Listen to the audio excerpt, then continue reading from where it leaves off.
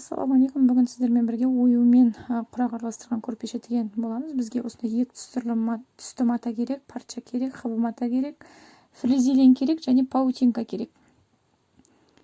Матаны 54-те 54 қып ұзындығынан қиып аламыз. Мен қазір турецкий велюр қолданып отырмын. Және флизеленді үстіне жабыстырамыз. Флизеленнің жылтыр жағын матаға қояп, матаның ұзындығымен бірдей флизеленді тура солай ұзындығы бойынша жабыстыратын боламыз.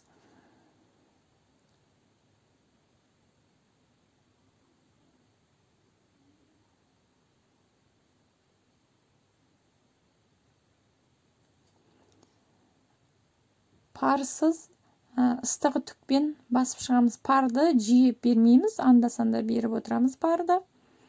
Бір жерді 20-30 секунд басып үтіктеп шығамыз. Егер де флизеленге ыстық жетпесе, онда дұрыс жабыспай ашылып кететін болады.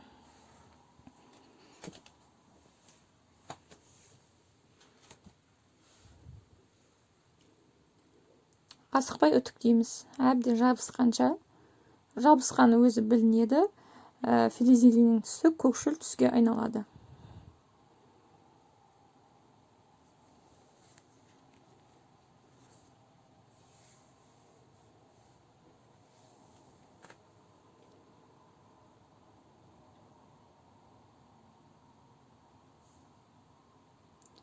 Келесі қызыл матамызды тура 54-55 сантиметр қылып алып, осылай флизеленді ұзындығы бойынша жабыстырып шығамыз. Матаны да флизеленді де ұзындық бойынша жабыстырамыз. Екеуі бір бағытта болу керек. Жабыстырып болдық. Енді бізге осындай бұрыш шығаратын сызғышпен матаның бұрышын шығарып аламыз.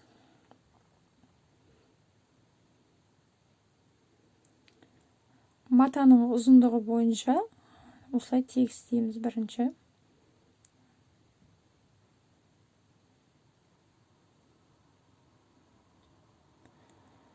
Бізге ені 2,5 сантиметрлік сызғыш керек. Осы сызғышпен осындай полоскалар сызып шығамыз. Егерден бұндай сызғыштарыңыз жоқ болса, қолмен 2,5 сантиметр өлшеп отырып сызыңыздар. Міне полоскаларымыз дайын. Парчадан қидым және екі түрлі матадан, және бізге хабы мата керек. Осындай 15-те 15 сантиметрлік. Осылай квадрат етіп бұрыштарын қосып сызып алам. Және маған осындай парча керек. 4-те 4 сантиметр. Астына флизелен жабыстырамыз. Бұл парчаны да қатайтып. Бірінші парчаны матаға бекітіп аламыз. Өріп тігу әдісін қолданамыз. Артық жіптерін бірден қиып отырыңыздар. Ақ матадан бірінші жүргіземіз. Міне осылай өлшеп алсаңыздар болады. 0,5 сантиметр тігіске қалған 2 сантиметрді қақ ортасынан бөліп, сол сызығымыз астындағы матаның сызығымен дәл келу керек. Сол кезде құрақтарыңыз ровно шығады. Ара қашықтық бәрін қадағалаймыз көзбен.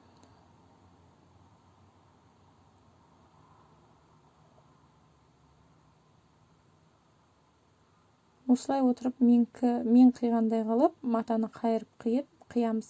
Артқы жылжимыз, инені матаға қойып, лапканы көтеріп айналдырамыз, қолмен басып үтіктейміз. Келесі кезек қызыл матаны да тура солай өлшеп алсаңыздар болады. 0,5 сантиметр тігіске қалған 2 сантиметрді қақ ортасынан бөлеміз 1-1 сантиметрден. Сол сызған сызығымыз астыңғы матаның сызығымен дәл келіп тұру керек.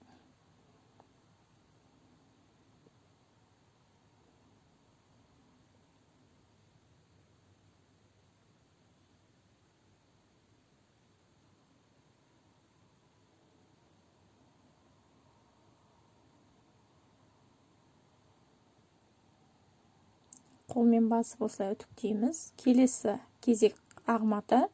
Бұл қарама қарсы құрақ болғандықтан бір-біріне қарама қарсы қоюымыз керек.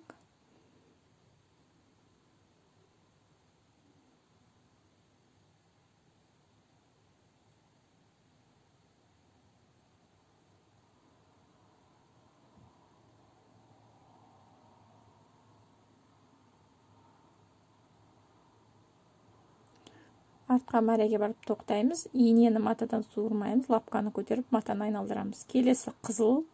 Қызыл деген сыз белгілемей-ақ, тура астыңғы матаның тігісімен бірдей болып тұру керек, үстіне мінгесіп кетпеу керек.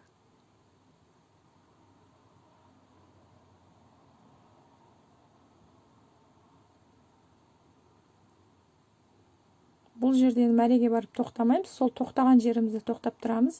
Осындай 4 бұрышты парчалатып қиып аламыз. 4 сантиметр, 4-4 сантиметр астына флизелин жабыстырып қатайтып аламыз. Екі бүктеп, осылай тура сол бүктелген сызықтың үстімен тігіп өтетін боламыз. Сол кезде түзу тігілетін болады. Осылай бүктеп алсаңыздар болады. Бүктемей тіге берсеңіздер болады. Егердем көз мөлшерімен өлшеп тігем десеңіздер. Маған осылай бүктеген ыңғайлы өзіме.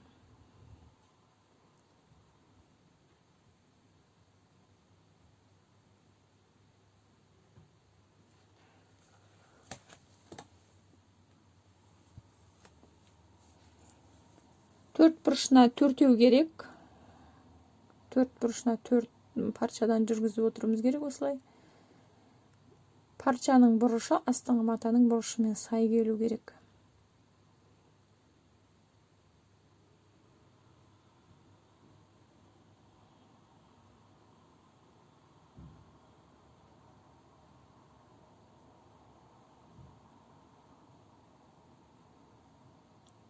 Тоқтаймыз, мәреге барып, тоқпасынан бастайтын жерге тоқтап тұрамыз. Енді асты қызыл болғаннан кейін қызыл матадан жүргіземіз, шатасып кетпейміз осы жерде.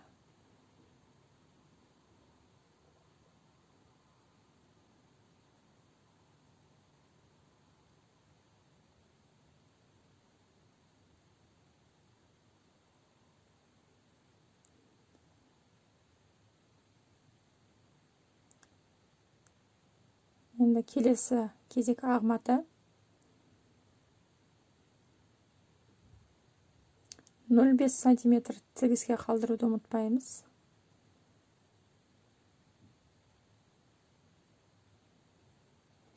Мәреге барып тоқтап тұрамыз. Инені матадан көтермейміз, тек қана лапканы көтеріп матаны айналдырамыз. Өріп тігу әдісін қолданыңыздар, осыны әдетке айналдырыңыздар. Құрақтарыңыз төзімді болады, көрпелеріңіз де төзімді, жыртылып, сетінеп кетпейтін болады. Ұзақ жылға шыдайтын болады.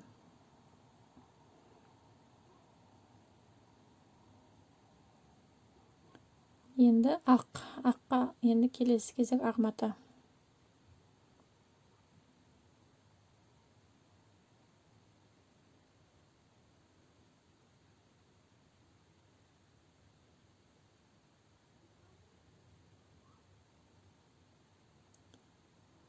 Кішкене қазір 4 бұрышының ұшы келе тоқтайтын жерге барып тоқтап тұрамыз. Примерно қай жерге түседі екен, міне көрдіңіз бе? Бұл 4 бұрыштың көлемі 4-4 сантиметр.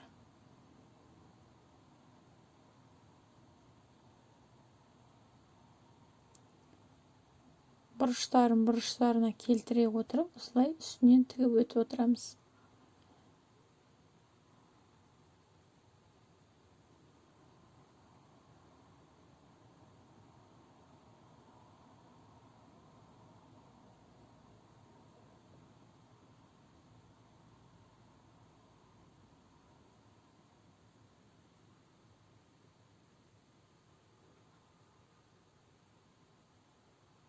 Алға жылжып тоқтап тұрамыз мәреге барып.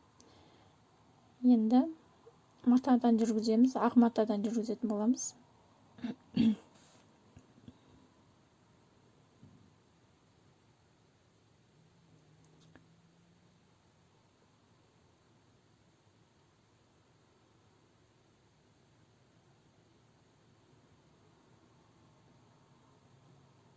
Мәреге барып тоқтаймыз. Келесі кезек қызыл. Осыны шатаспаңыздар.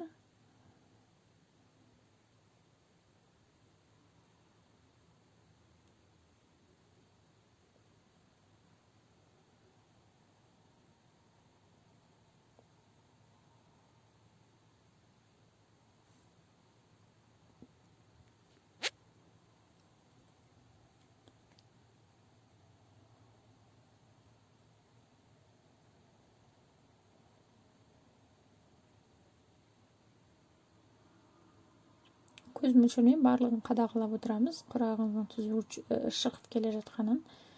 Міне енді соңғы этапқа келдік.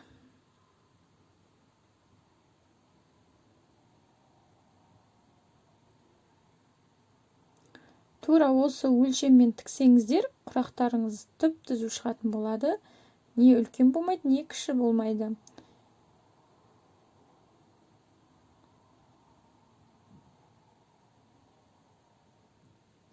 Астыңғы матасын мен 16-да 16 ғып алдым. Қазір артығын кесіп тастаймыз.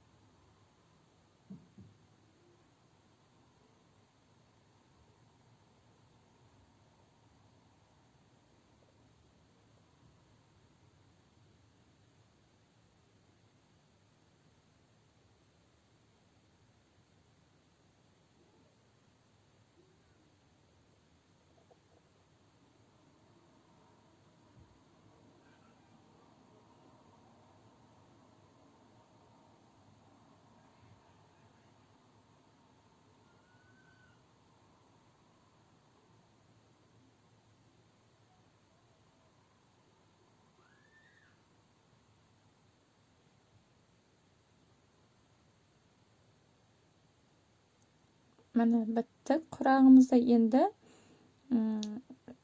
шет-шетін 2-3 мм қалдыра отырып тігіп шығамыз, айналдырып.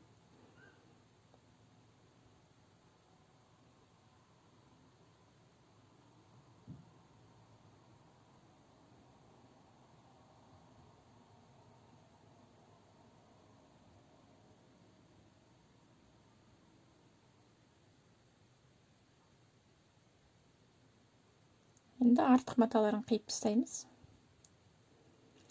Ровно мына 15-те 15 шықты.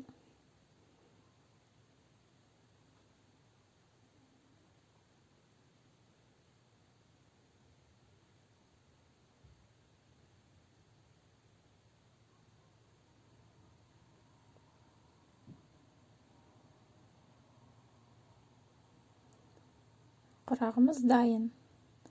Бізге осындай құрақтың 9 штугы керек. Бізге осындай мата керек. 15-те 15 сантиметрлік астына фрезермен жабыстырылған. Үстіне паутинканы қоямыз. Және осындай аракл қағаз керек. Аракл қағазы бетіне қойып, парсыз үтікпен үтіктейміз. Пар қоспаймыз. Бізге бұл ою жабыстыру үшін керек. Кішкене үтіктеп болғаннан кейін, кішкене көрдіңіздер ме, клей болып тұр, беті кленка сияқты, кішкене бір 5 минут кептіріп қоямыз. Сызғышпен осылай бұрыштарын бір-біріне қосамыз. Осындай ою керек, көлемі 12-де 12. Сіздерге лайфхак, оюдың бір шетіне скотч жабыстырып қойсаңыздар, ол паутинкаға қазір сызған кезде жабысып тұрады. Міне тура центрін тауып, оюдың центрін астына матаның центрімен түйреуішпен қыстырып қойдым алай тура. Көрдіңіздер ме? Скотч жабыстырсаңыздар, ешқандай түйреуішсіз-ақ оюыңыз матаға жабысып қалады. Паутинкаға жабысып тұрады. Қазір ручкамен оюымызды сызып аламыз. Бұрыш-бұрыштарын бәрін келтіреміз жақсылап.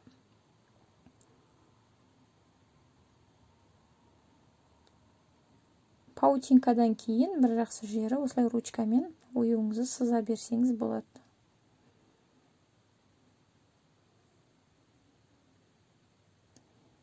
Мен астында 4 бұрышты кесіп қойыппын, байқамай, негізі тұтастай 2 оюдың матасын бірдей паутинка жабыстырсаңыз болады. Міне оюымыз дайын. Енді сәл ғана ұшын кесеміз. Матаны бүлдіріп алмауымыз керек. Біз өйткені 2 ою шығарамыз бір оюдан. Мен өзім осындай кішкентай қайшымен ою оямын. Маған осы ыңғайлы. өзі ұсақ ою болғандықтан осындай қайшы қолданған дұрыс. Матаны бүлдіріп алмаңыздар, кесіп алмаңыздар, асықпай қиып шығамыз. Артық кесіп алмаңыздар, өйткені біз 2 ою шығаруымыз керек.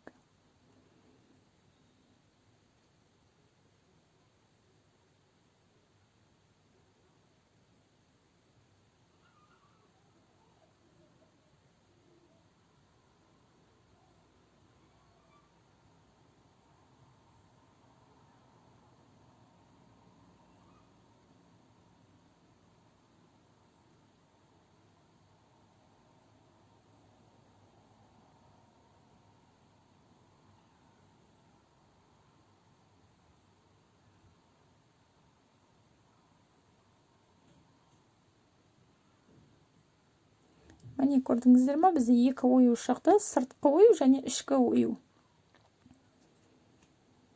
Бізге енді осында ақ матадан керек 15-15 сантиметр кесіп аламыз. Астына флизелин жабыстырып дайындап қоямыз.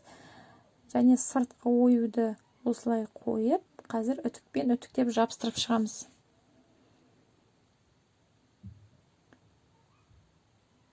Бір оюдан 2 ою шығару деген осы. Көрдіңіздер ме, маталарыңыз ысырап болмайды. 2 ою жасап шығардыңыздар. Жақсылап үтікпен үтіктейміз, ою жабысқанша. Және тағы да бізге 15-15 сантиметрлік мата керек. Бұл матаның енді бұрыштарын қосуы керек бір-біріне. Қазір көресіздер, ою жабыстыру үшін бізге осылай матаның бұрыштарын қосып шығаруымыз керек. Түгін төмен қаратамыз. Астындағы матаның түгі қалай қарап тұр, оюдың да түгі солай қарап тұру керек. Төмен қарап тұрса, төмен қаратып қоямыз. Көрдіңіздер ме? Төмен қаратып қоямыз. Тура оюдың центрі мен астындағы сызықтың центрына осылай түйреп қоямыз. Оюдың бұрыштары астыңғы сызықпен дәл келіп тұру керек. Дәл сол сызықтың үстінде тұру керек бұрыштары оюдың.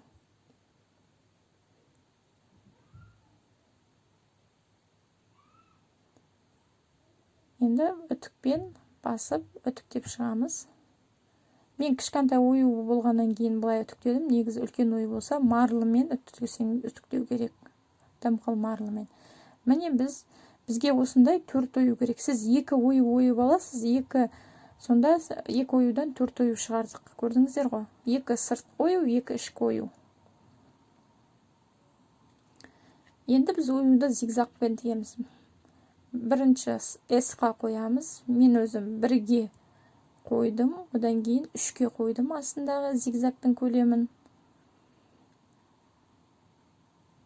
1-ден тікпей, бірінші матамен тексеріп алыңыздар. Осылай мата алып, тігіп тексеріп алу керек. Маған енді мынау зигзагым үлкен болып кетті. Кішкене азайтамын. 2,5-ға қойдым. Сәл 1-дің алдына қойдым мен 2 үстіндегісін. Енді қайтып тігіп көремін.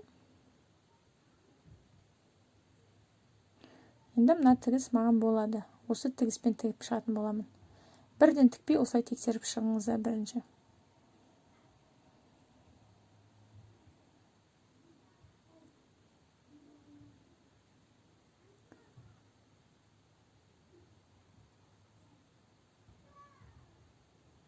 Тігіп бастағанда қараңыздар, лапканың ортаңғы сызығы астындағы оюдың сызығымен, жиегімен жүру керек. Сол кезде зигзагтарыңыз әдемі түзу шығатын болады.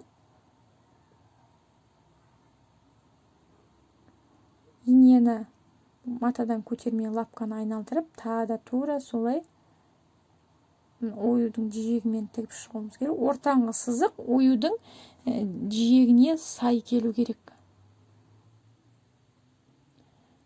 Асықпай айналдырып тігеміз, өйткені осындай бұрылыс жерлері өте қауіптілеу. Тез басып кетсеңіз, дұрыс тігілмей қалуы мүмкін.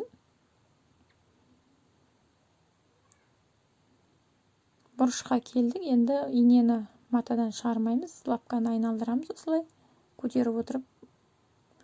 Мына осы жерлер кішкене қиындау болады сіздерге. Асықпай тегеміз педальды жай баса отырып тез айналдырамыз. Бұрышына кеп тоқтадық. Көрдіңіздер, инені көтермейміз. Лапканы көтеріп матаны айналдырып отырмын мен.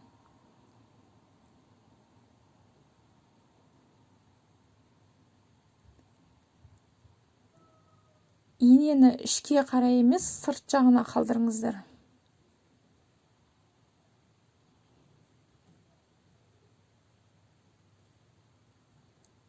Бұрышына келдім. Инені сырт жағына қалдырып, оюдың сыртына қалдырамыз. Соны әдеттеніңіздер.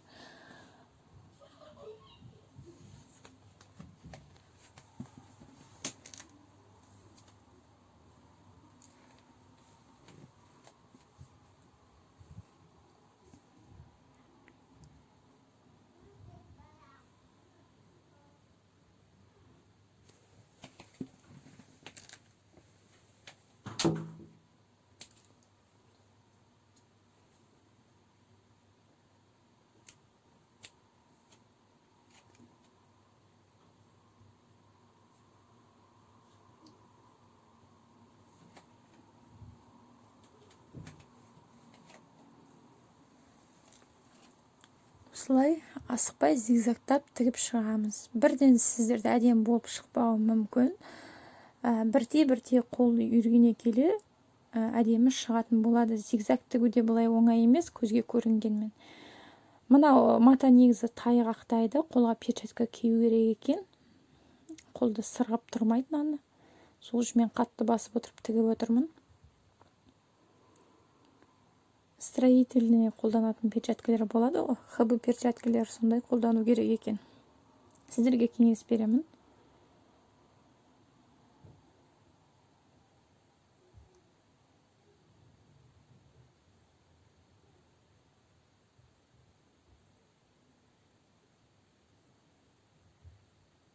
Міне біз төртеуінде тігіп болдық. Енді оюларымызды астынан үтіктейтін боламыз. Үтіктеп болдық. Міне осылай қойып шығамыз, көрдіңіздер ғой. Түктерін бәрін бір бағытқа қаратамыз. Оюдың да құрақтың да түктер төмен қарап тұру керек. Және бізге 15-15 сантиметрлік осындай қызыл матадан 4 бұрыштылар керек. Астына флизелин жабыстырып аламыз. Осылай бұрыштарын қосып екіге бөлеміз. Екіге бөліп аламыз. Түгі төмен қараған жағын қалдырамыз да, келесін қарама-қарсы бетке қоямыз. Екіншісінде тура солай.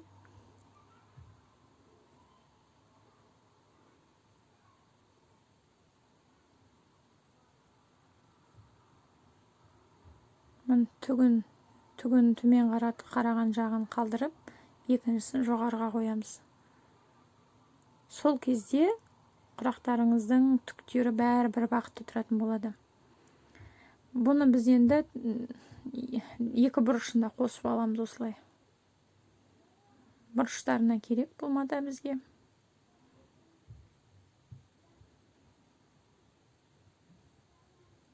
Міне осылай үш бұрыштап кесіп аламыз.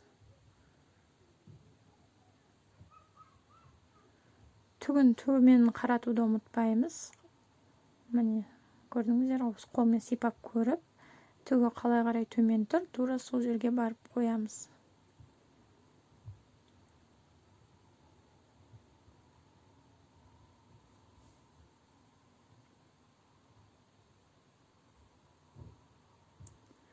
Бұл квадраттардың көлемі 15-15.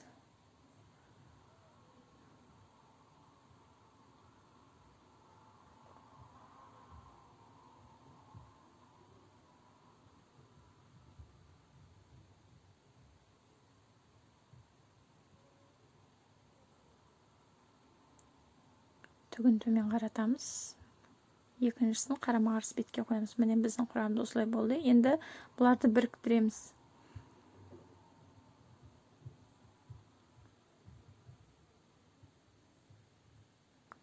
Түйреуішпен түйреп алыңыздар. түйрегішпен түйремей бірден тіге берсеңіз де болады. Егерден сіз жаңадан енді тігіп бастап жүрсеңіздер, түйрегішпен түйреген жақсы. Өйткені бұл мата сырғып кететін мата. Тігіп бастаған кезде сырғып кетуі мүмкін.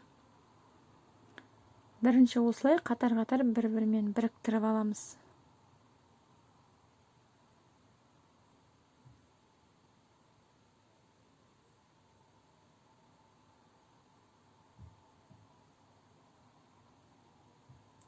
Жай тігіспен міне 0,5 сантиметр қалдыра отырып,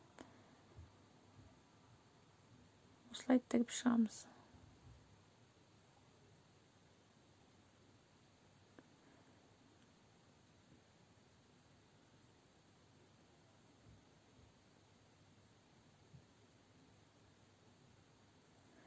Бұл мата өте сырғи беретін мата болғандықтан, анда-санда лапканы көтеріп отырып тігеміз. Көрдіңіздер, мен солай жасап тігіп отырмын. Закрепка беріп, жібімізді қиып аламыз. Артық жіп беріп бірден қиып отырамыз. Міне енді келесі екінші үшбұрышымызды тігеміз.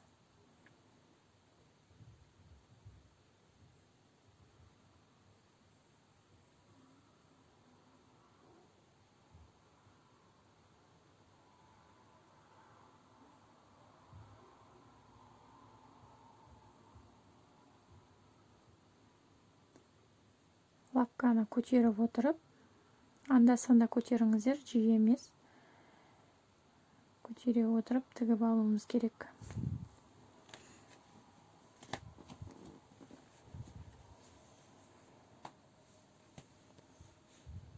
Артық жіптерін бірден қиып отырамыз. Енді үстіндегі бұрышын тігеміз. Шеткі бұрышын тігеміз. Бұрышы тураны ортасына келу керек, көрдіңіздер ғой. Ортасына шаршының ортасына дәл келу керек.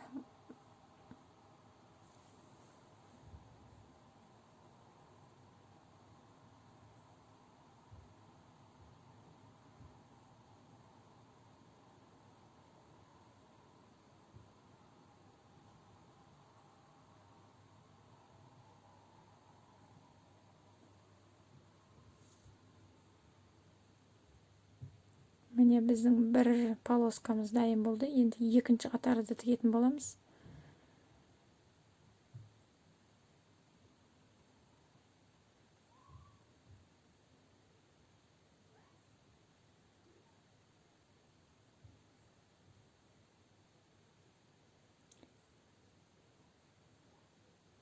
Астыңғы тіккен құрақтарыңыз егерде 15-тен 15-тен үлкен болып жатса,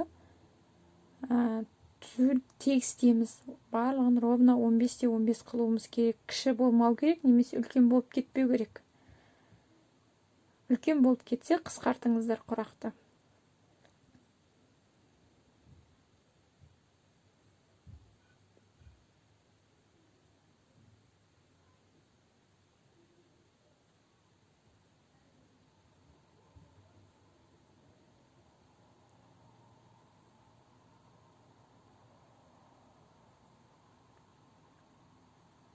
Осылай рет-ретімен бір-біріне қосып тігіп аламыз.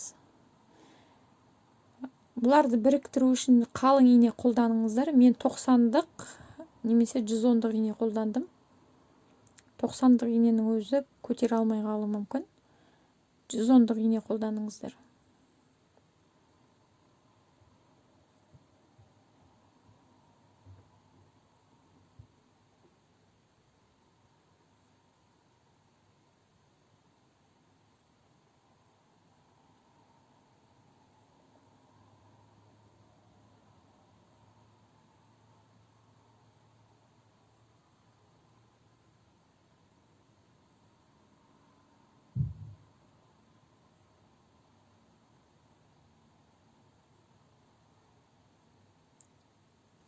Бұндай маталарды біріктіру кішкене қиындау болады, өйткені сырғи береді, жылжып кете береді.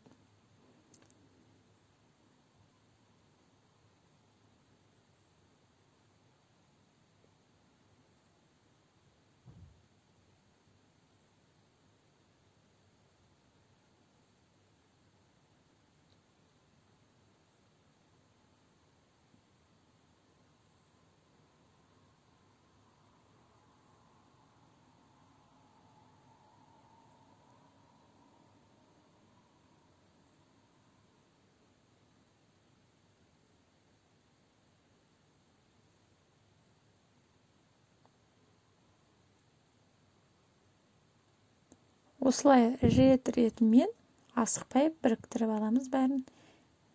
Міне бәрін біріктірдік. Енді осы полоскаларды бір-бірімен біріктіруіміз керек.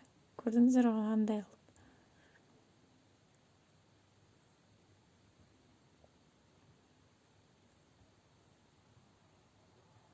Астыңғы тігіс пен үстіңгі тігіс ровно бір-бірінің үстіне дәл келу керек. Сол үшін сол жерден инемен түйреп аламыз. Келесі тігісті де тура солай инемен түйреп екеуін біріктіріп аламыз. Міне, енді тігіп шығамыз қазір. Екеуін қосып тігіп алдық. Енді екінші полосканы қосып тігеміз. Бұда да тура солай астыңғы тігіс пен үстіңгі тігісті инемен түйреп аламыз.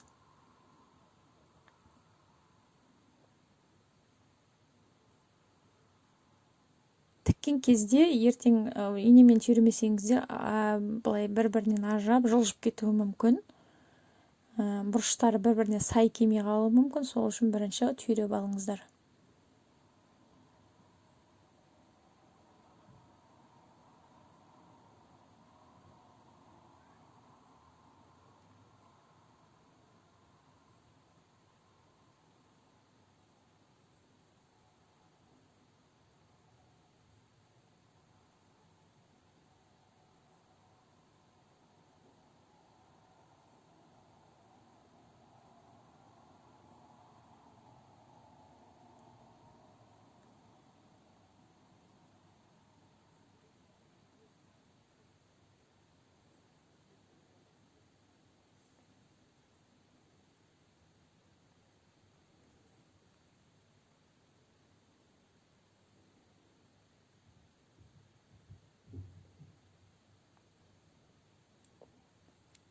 Басынан бастап енді асықпай тігіп шығамыз.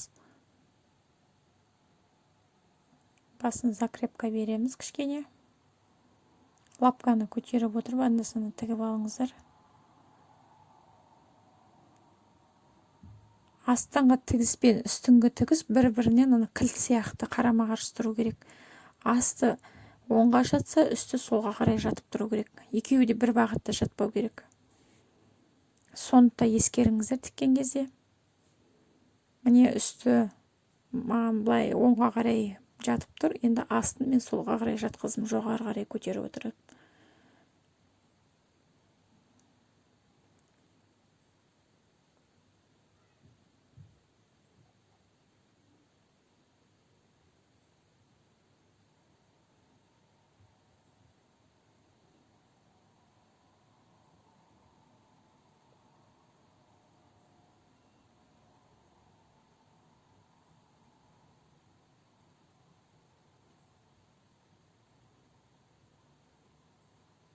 Артық жіптерін бірден қиып алып тастаймыз. Міне дайын. Енді соңғы 2 полоска қалды. Соны біріктіруіміз керек енді.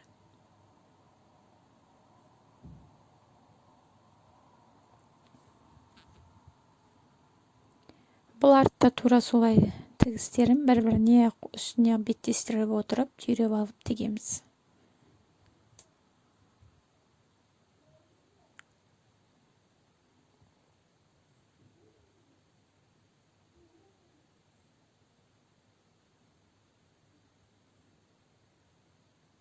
Тігістерін бірден бір-біріне қарама-қарсы етіп түйреп кетсеңіздер де болады.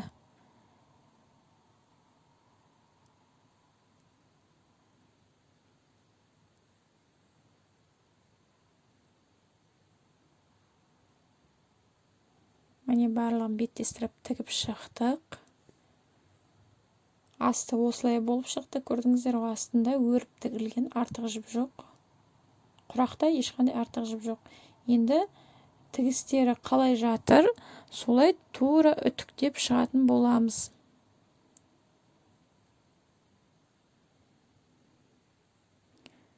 Жақсылап үтіктейміз.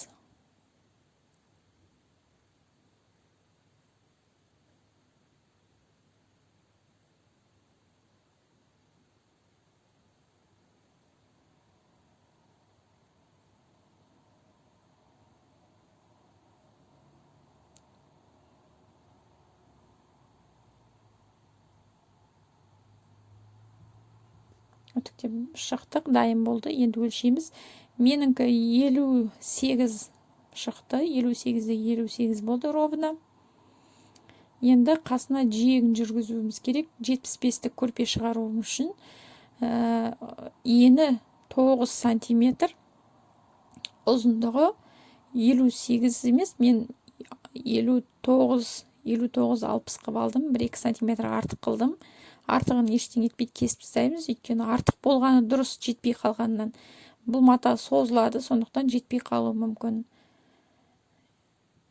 59-60 қып артық қылып ала беріңіз. Енді өздеріңіздің құрақтарыңыз қанша шығады? Мүмкін сіздің 56 шығуы мүмкін де. 1-2 сантиметр артық алыңыздар. Бірінші осылай инемен дұрыстап түйреп аламыз.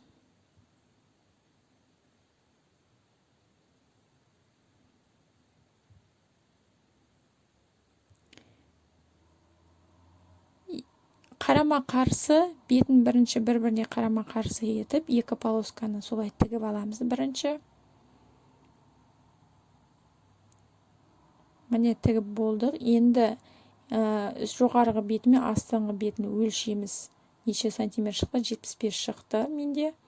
Асты-үсті 75. Енді ұзындығы 75, ені 9 сантиметр етіп кесіп алған полоска. Бұны да тура дәл солай инемен түйреп шығамыз. Түгін төмен қаратамыз. Соны қадағалаңыздар. Міне дайын тігіп шықтық. Менің көрпешем 75-те 75 болып шықты.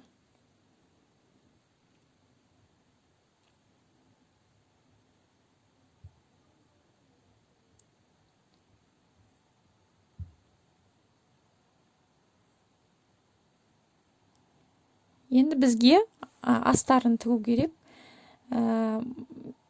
Ені 75, ұзындығы 85. Бізге осында мата қиып аламыз 4 бұрышты етіп. Не үшін 85 екенін қазір көрсететін боламыз. Ені 85 жағын қақ ортасынан бүктейміз.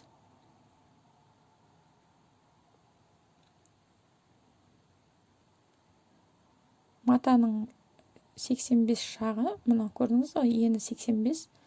Тура соны осылай бүктеп аламыз қақ ортасынан. Өйткені 9 сантиметр ол замокқа кететін болады. Сол үшін бір жағын біз 85 қып алдық. 1 сантиметр енді артық үлкендеу қылып алдым. Осылай центрін тауып аламыз матаның, дәл өлшеп сызып аламыз.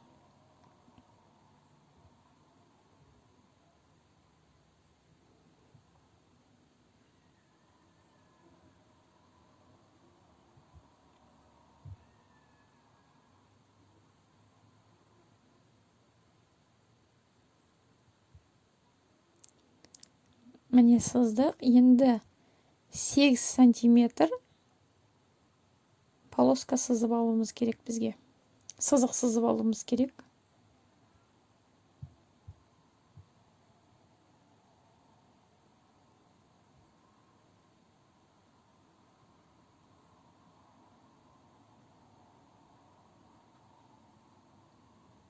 Міне осылай сызық сызып алдық. Енді қазір біз бірінші сызған сызығымыздан кесіп аламыз қақ ортасынан.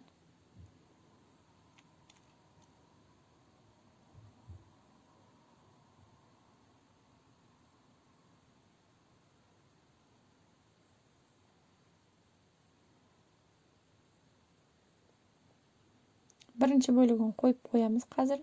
Енді екінші бөлігін осылай ішке қарай қайтарып, дәл сызықпен матаның жиегі сызықпен дәл елу керек.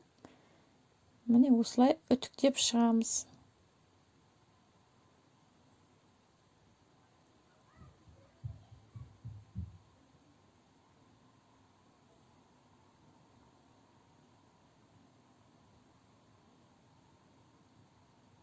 Жақсылап үтіктеп қайырып аламыз.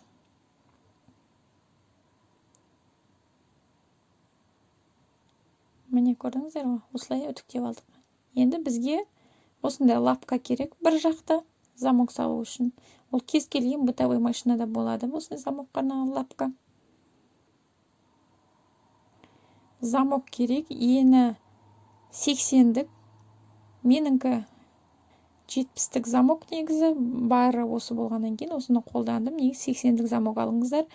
Көрпеге ешқашан потайной замок қолданбаңыздар.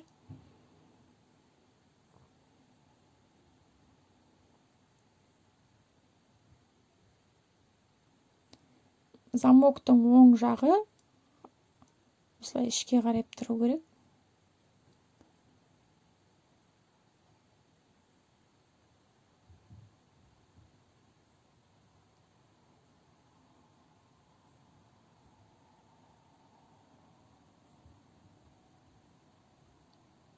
Көрдіңіз, ол замоктарыңыз осылай ішке қарап тұру керек.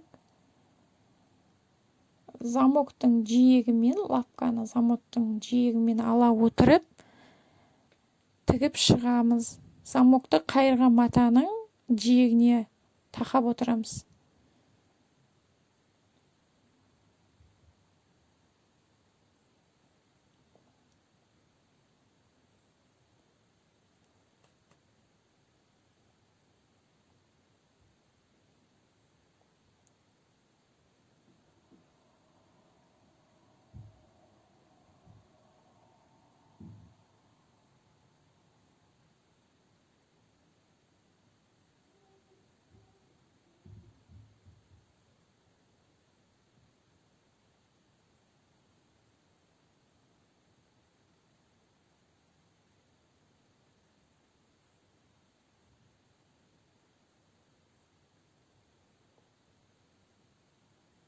Закрепка беріп тоқтаймыз.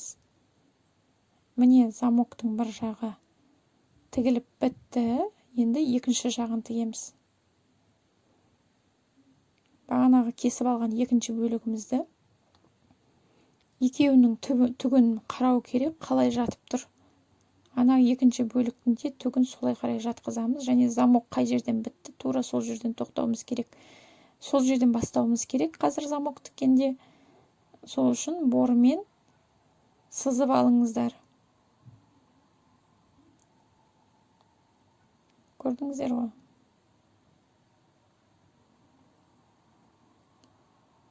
Борымен сызып алған жерімізден замокты тігіп бастаймыз.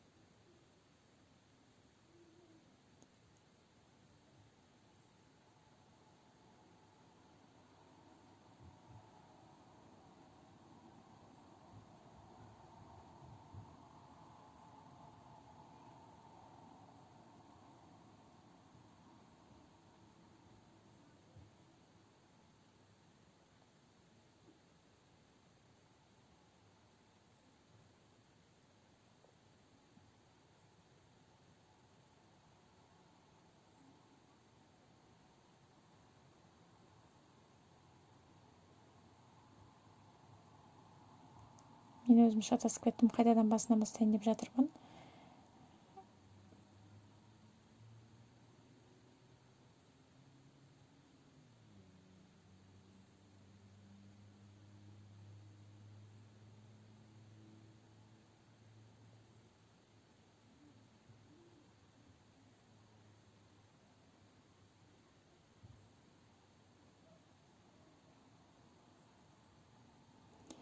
Бағанағы бормен белгілеп алған жерді тура сол жерден бастаймыз. Замокты да сол жерге қоямыз.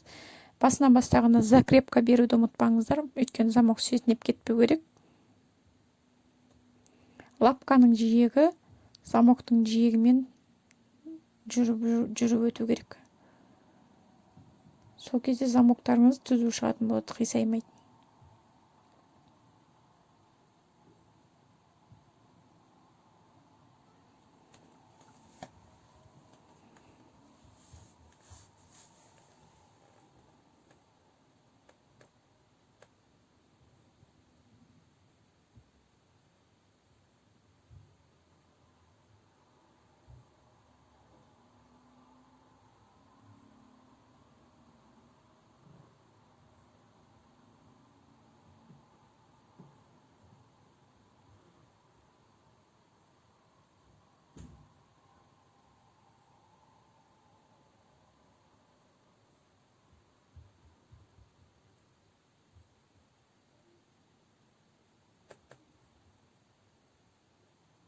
Міне замокты тігіп аяқтадық. Закрепка беріп, жіптерін қиып аламыз.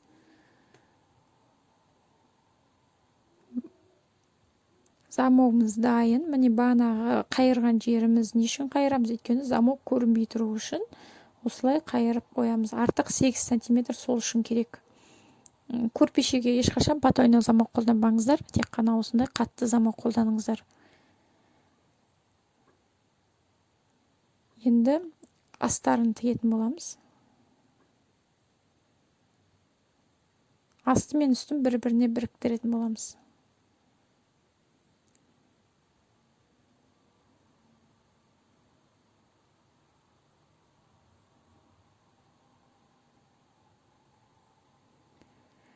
Бұрышын ұшпұрыш қылмаймыз, кішкене доғал қыламыз. Сол үшін сызғышпен бұрыштан бастап өлшейміз.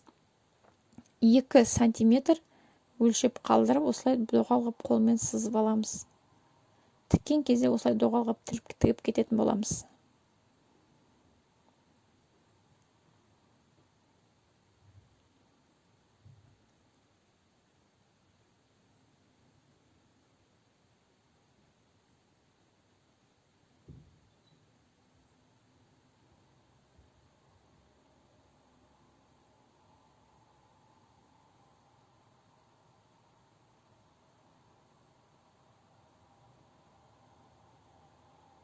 Міне көрдіңіздер ғой.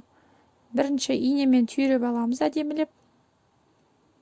Тегіс жерге қойып, инемен түйреп, осылай матаны қатты тартпай отырамыз, тек қана демеп отырып тігіп отырамыз.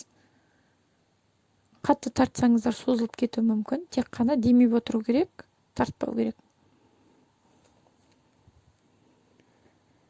Замокқа келгенде байқаңыздар, замоктың үстін қатты тігіп кетпеңіздер. Замокқа тисе инең сынып кетуі мүмкін.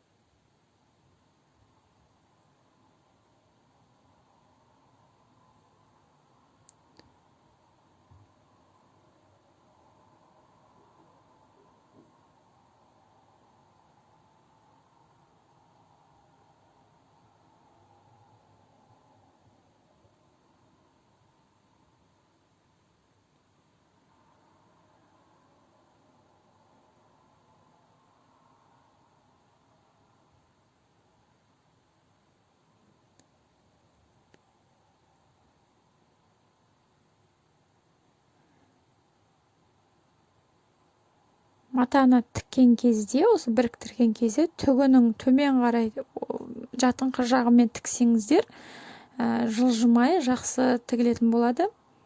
Кері тіксеңіздер, қозғалып бір орында тұрмайды матаңыз, екеуі бір-біріне тігілмейді ол кезде. Өзіңізге де қиын болады. Лапкаңыз бір орында тұрмай, жылжи беретін болады.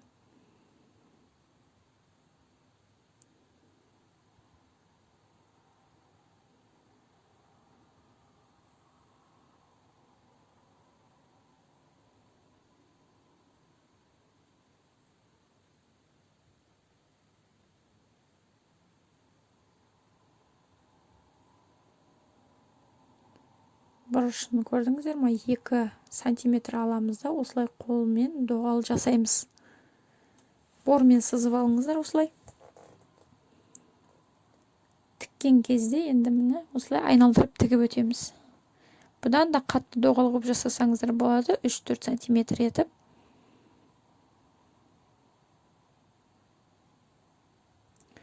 Екі жағын біріктірдім. Енді келесі екі жағына қалды. Екі жағын біріктіруім қалды. Мен өзім осылай тігемін, бәрін бірден тігіп шықпаймын. Бірінші екі жағын тігемін, сосын барып екі бөлігін біріктіріп тігетін боламын.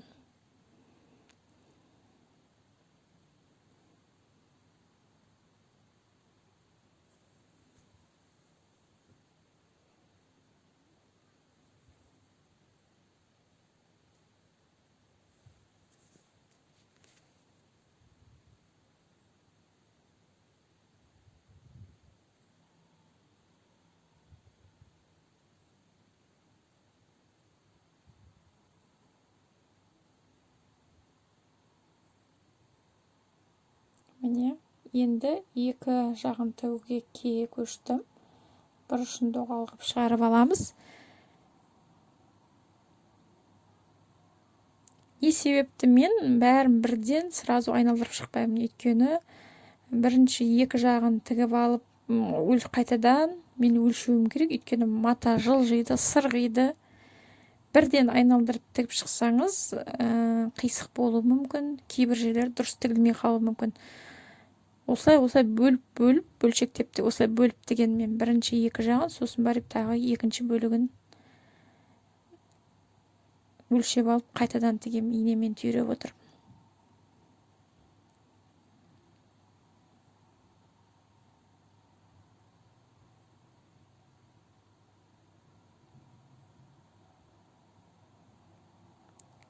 Астыңға астар матасын артық қылып ала беріңіздер. Егерде көрпелеріңіз 75 болса, 76-77 қылып ала беріңіздер. Өйткені мата созылады. Жетпей қалғаннан артық болғаны жақсы.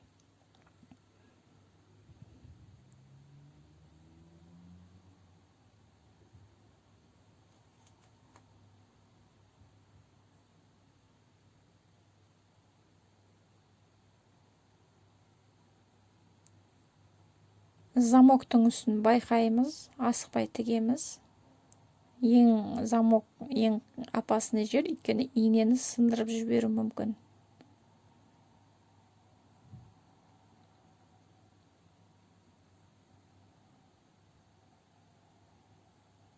Міне бұрышын доғал шығарамыз, осылай айналдырып тігіп.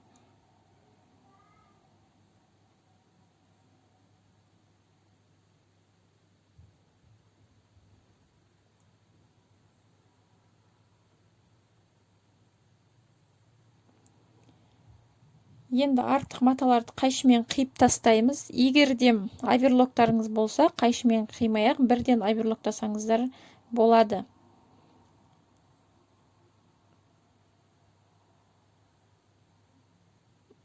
Бұрышын, міне көрдіңіздер ме, осылай доғал етіп қиып тастаймыз артық матасын. Негізі оверлок өте жақсы, тігістің бәрін оверлоктаған вообще күшті болады. Енді осылай ыстық үтікпен үтіктейміз тіккенімізді, өйткені мыжылған, жиырылған жерлерді жазуымыз керек. Негізі үтіктеп отыруды әдетке айналдырыңыздар әр тіккен сайын. Сол кезде құрақтарыңыз, көрпешелеріңіз әдемі болып шығатын болады. Ұқыпты әдемі болады.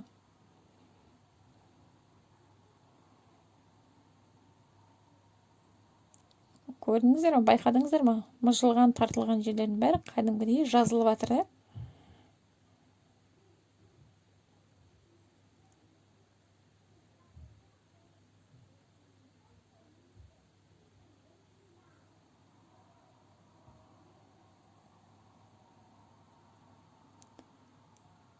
Енді оң қаратамыз көрпешемізді, бұрыштарын шығарамыз.